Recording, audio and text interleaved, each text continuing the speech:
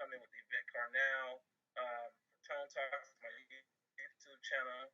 And we're just going to have a little bit of a discussion here about Hillary Clinton, about Bernie Sanders, about the Democratic Party and where we're at, and definitely some of the critiques that we've seen as we go through and come to Super Tuesday, and just kind of get a grasp on things. Because this, it's a trip because for me, this is everything that '08 should have been.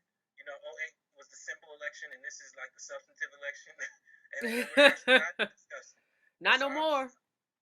I'm happy to be having some kind of discussion about topics rather than what people look like. And so, I'll allow you to start off and just talk a little bit about what you think about the Clintons and Hillary and her campaign so far.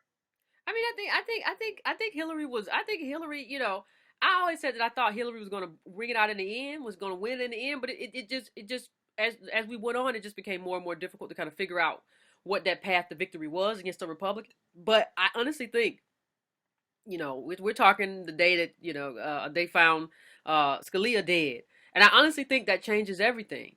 I think that changes the whole conversation. Why so?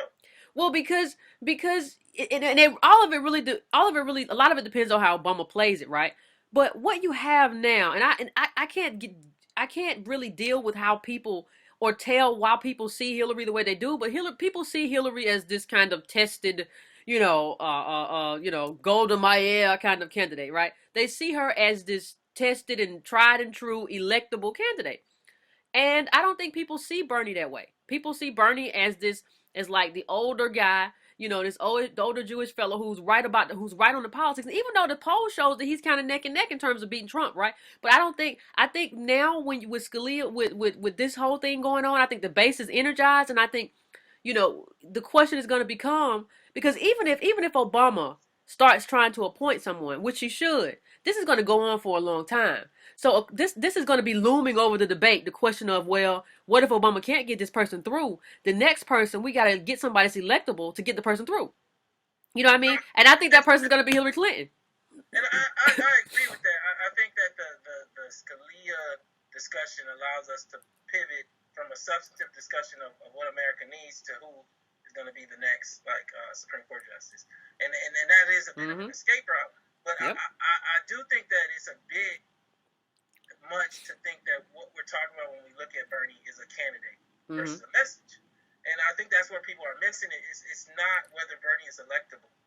What it's more so about is pulling somebody who's really a center-based politician to the left. And he's a sounding board, if we've ever had one, of a populist message that forces the Clintons to confront their history, particularly their history with African Americans. I mean, when you have one person on the stage say, I'm going to release half the prisoners, and probably half of them are going to be African American males when he does it, and your message back is like, yeah, prisons are bad. And you put people in the prisons. It's kind of like it puts you in a position where it's like, this dude just throwing all the cards on the table. And so, does that get through? Does Bernie get elected? But I definitely think that is a very, very powerful moment to have these discussions with somebody who represents the new Democrat that in so many ways, is part of an administration. And when I say part of an administration, people really got to step back and understand Hillary Clinton and Bill Clinton's understanding partnership and marriage. Because I think that they think of it in the traditional sense, or even in the Obama sense, where you're a real first lady, and it just wasn't that. This is kind of she was part of his policies, and she even spoke on his policies. As an example, calling blacks super predators. Not just gangs of kids anymore.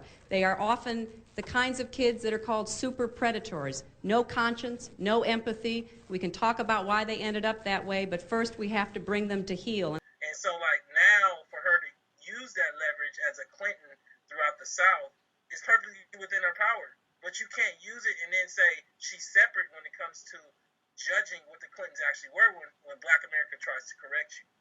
No, I totally agree. I totally agree. You can't have it both ways. You can't come up, on the coattails of your husband, and then, because you didn't have that kind of career. You didn't have anything that would have catapulted you to be a senator for New York when you on your own resume. You just didn't have. You didn't have anything that would have put you at the State Department. You just didn't have it. So you got that because people said, well, her and Clinton are a team. She's done the stuff that he's done. They work together. But now people want to be like, oh, they don't work together. She's her own woman. She's her separate. No, you can't. Either you work together or you don't. And since you got here by the idea that you work together, and we all know you work together for real, then that's where you are. Period. And it's really interesting that we haven't seen the discussion contrasting it to the Bushes, because in many ways the Bushes are what everybody is saying the Clintons are, meaning fundamentally Jeb Bush's career is entirely separate from George's. Yeah. Let me say it stands on its own. Let me not say entirely. It stands on its own separate. Yeah, he has. Yeah. But like oddly enough, people are really connecting him to the Bush name even more so, and so like. Fundamentally, with Hillary, it really brings about this greater discussion about feminism and independent power, because I mean, in so many ways, this was like this is like the second term for the Clintons, and the first time was a term for the Clintons, and so like it's really interesting dialogue, because it doesn't allow Black America to get honest about the Clintons and who the Clintons actually were. And this is just like fact. You can look it up yourself. You can look at Michelle Alexander's piece. I have a piece that's coming out Hillary Clinton should apologize to Black America before she asks for our votes. And what essentially the position is that coming out of Reagan, coming out of Bush, the Democrats were beaten. I mean, they hadn't had a president since Carter, and they were really just looking for a way to get back in the White House. And the way that they used it, the method they used was essentially to create the New Democrat. The New Democrat was going to be hard on blacks, was going to pander to the middle-class white person, and essentially at the same time play symbolism for Black America, so Black America would still vote for them.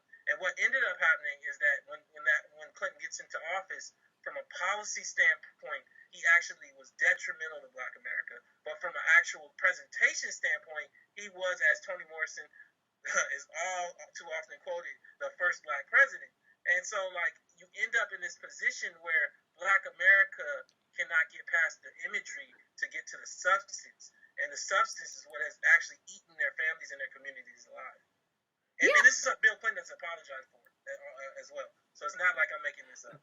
Yeah, I mean, the thing about it is he came in and, whenever you people talk about dog whistles, whenever you hear, and you heard this a lot during the Clinton administration, because Clinton decided that they were going to beat Republicans by becoming Republicans. Part of the reason Republicans have always been so upset at the Clintons is because, and the reason we have these far right Republicans is that the Democrats haven't left them any room to run but to the far right, because they've co-opted everything else. They've co-opted all of that other ground, right? So when people talk about mainstream voters, they're not talking about black people.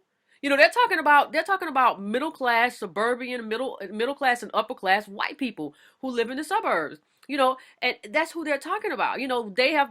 But we're painted as, poor people in urban areas are painted as morally deficient, as opposed to talking about the foundational issues that create this sort of behavior and dysfunction.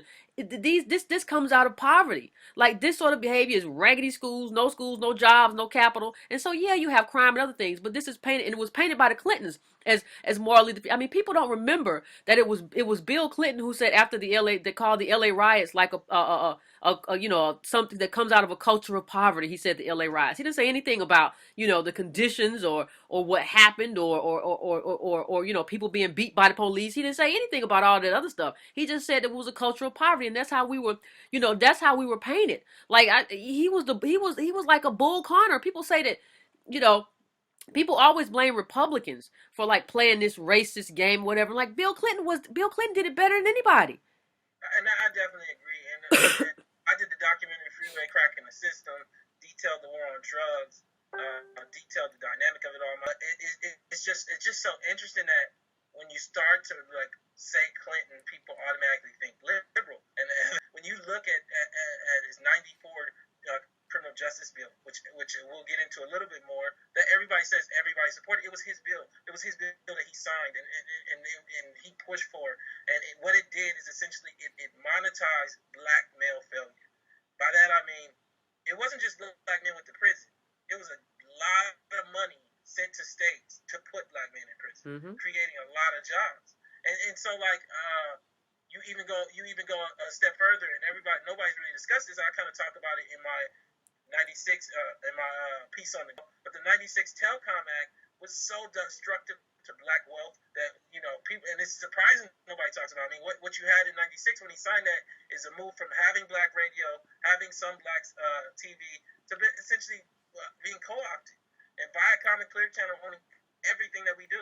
And so, like, you know, you deal with this dynamic of the welfare reforms that he implemented. You do it on every level.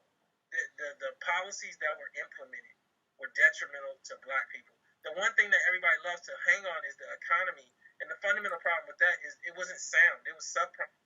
It was subprime loans. It wasn't like yeah, you got to live in a house between 92 and 98, and Clinton put you there. But he's part of the reason that your house got foreclosed on when he repealed Glass-Steagall and allowed these banks loose. And so, like, you know, just the gist of it, black people really need to dig deeper, understand who they're voting for, understand why they're voting for them. And even if you do decide to say people have the power to change, demand that they say what that change is. No, I totally agree with you. I totally agree with you. I mean, there you have to instead of giving these like broad strokes, right? First of all, I wouldn't give the Clintons a chance, even if they said, you know, we're gonna do X, Y, and Z. I don't think you deserve a shot. I think the black community, at least now, I don't know about what the white community should do for you, but the black community, you should be vanquished. You know what I mean? Like you shouldn't, you know, after everything you've done, after how you debilitated us, I don't even care what you say about what you're gonna do and how you're gonna do it. You have a record, and your record, insofar as black people are concerned, is enough for us to be like, I don't care. You're not. It's just not gonna happen. But for me, I mean, I guess what I see is I'm dealing with the reality of choices, and I think that this is a power play moment that Black America's missing. And when I say that, I mean even if you got her on stage to commit things, I mean you had Bernie Sanders on stage commit to releasing half the prison population. You had Bernie Sanders on stage literally state that half of black wealth was destroyed by the foreclosure. I mean, these are statements that if you look back at 08, they weren't even in the discussion. I mean, we had a black face on the stage, but as far as these type of discussions, they just were a no-go. It was the year where we talk about mass incarceration, where we talk about income equality in hard numbers. And in 08, it just feels like everybody thought that stuff happened, and that's why they were crying. And so, like, here we are, where we've had the discussion said, but how do we get the main candidate to commit to a fix for those things? Particularly if that main candidate is a major component to the creation of the problem. You should be the first person that structures how that's corrected. I have one young lady, and it actually, funny enough, was on your page, where she made a powerful statement. She said, let's not even think about reparations for slavery. What about reparations for prison? And I was taken back for a second because I never thought of it that way. And I don't think it would fly through water. But I mean, fundamentally, if you're apologizing, in my documentary, I have the guy that wrote the crack sentencing law, along with one of the legislators. And what he does is he apologizes to Black America for writing that law. He says it was written on hysteria. He said that there was no research. He said that there was no review. And so, like, when you get Bill Clinton to apologize or to allude to an apology for his bill, yeah, that's great, Bill, but what are you going to do to fix what you messed up? And that's the question that Black America, Black Lives Matter has not put to the fire. Well, that's what we never, but that's not new. Like, we never do that. Like, we always stop at the apology, you know, like it's some kind of cathartic, like our politicians are our therapists, you know, in the sense of, as long as they say something to make us feel good, and we have this cathartic moment where, oh, they actually feel bad about what they did, then that's kind of where we stop. And we don't think about, wait a minute, if this person said that they did something wrong, like, what do you, like how do we repair this? It's just like going to the doctor. You don't go to the doctor, and if he's done something wrong, let's say he left something inside of you, so I'm so sorry, I left the scissors in you. I'm so sorry, I apologize. You don't leave without him getting the scissors out, do you? You know what I mean? You say, okay, go in and get them out. You know, we see them on the X-ray, let's get them out. But we don't do that. We're happy with the apology. We're happy. We're just like, no, what is the next step beyond done this, if you admit that this stuff was really foul, then what specific plan, not just some general, I'm going to do something about mass incarceration. Tell me what your specific plan is on day one. And I need something on the books in the first 100 days. I'm not talking about anything 2, 3, 4 years down the line that's more important. No, our people are in jail for non-violent offenses a lot of times. I'm not just talking about that. So you have to have something specific that you're going to put forth in the first 100 days. That's what you call an ask. That's an exchange for your vote. We're not good with the exchange. We accept symbolism and go out and vote. That's just not the way it works. Yeah, and I think that one of the things that I'm seeing that's disheartening is black people don't seem to believe in themselves, and that's part of the attack on Bernie Sanders. So he has a populist message. He says these things that black people absolutely need, along with others, and the argument goes he'll never get it through. Well, that doesn't really work if you actually need what he's actually talking about. It's it still needs to be put forward. And so, like I said before, I don't think that Bernie Sanders necessarily is per se the answer. But I do think that in a lot of ways, he's pulling a centered candidate farther to the left than she's comfortable being. And I think Black America, as a result, needs to understand. I keep hearing, and I've heard you even allude to it on a cultural level. But I think these people that I've heard from, like Mayor Nutter, where black people are not monolithic. Mayor Nutter needs to talk to some economists and really start to see like where black people are placed on the economic ladder. I'm gonna put a chart up right now at this point in the conversation. I'm gonna show you guys how white people tier up over percentiles of their lives of their group for wealth wise, and then how black people do. And so like the top 5% of black people have 350. The 5% of black households have $350,000 assets or more. As you go down, it gets black really fast. Most black people don't have many assets. The middle black family, as I wrote on inequality.org, has $1,700 when you deduct durable goods. $1,700. So what that means is that black people, whether we want to accept it or not, are in large part composed of working poor. This is just the reality of our situation. So as a result, when you do things for the working poor or even the poor that don't have jobs, you effectively help black people. And I understand those black people who are in the top 5% that have too much voice in this political process and in the media don't really get that because they live amongst each other.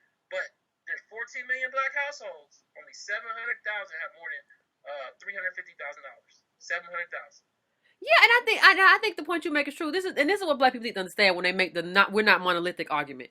Yes, we got black boys that like robots and like to create computer games, and we have black boys who like trap music. Okay, in cultural areas, yes, there are definitely ways we're not monolithic, but money is one area where we're pretty monolithic. You know what I mean? So it's not. So when you say you're not monolithic, you're talking about a lot of stuff that doesn't matter a lot, except for in the interactions of human beings. But when you're talking about money, we're pretty monolithic. Now, we do have some black people with a little bit of money, like you said, that group you're talking about, and you include a lot of Congress people and politicians and celebrities in that group, and those people fight really hard to use poor black people and leverage poor black people, for policies and all kinds of stuff, so they can get the hook up and rise to the top in terms of getting a cabinet position or getting money for their specific campaign or whatever the case may be, and they leverage that. So they're part of the problem too. But I think people need to understand what we mean when we're not monolithic. When we talk about not being monolithic, that doesn't mean money. Like with money, we're pretty monolithic. Like, we only have a few people who have like 350, and that's not even the top tier, near the top tier of the white people in that same thing. That's like only 140,000 black homes have over $1 million too. Over $1 million too, and that's in hard assets. That's not even liquid money. Most of that is their house. And so no, you have 8 million. 10% of white homes have more than $1 million too. And so when you deal with that reality, and you might say, well, it's more white people than black people. You need to do the numbers. I'm talking about less than 1% of black families have more than $1 million too. Less than 5% have more than $350,000. And so when you start to deal with the reality that you have 80 million white homes, 10% have more than $1 million too. 30% have more than $350,000, nearly 23 million homes.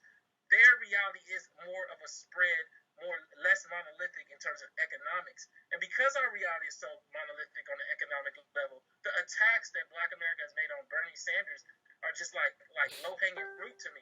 I mean, they're sitting up and screaming at Bernie Sanders about everything from reparation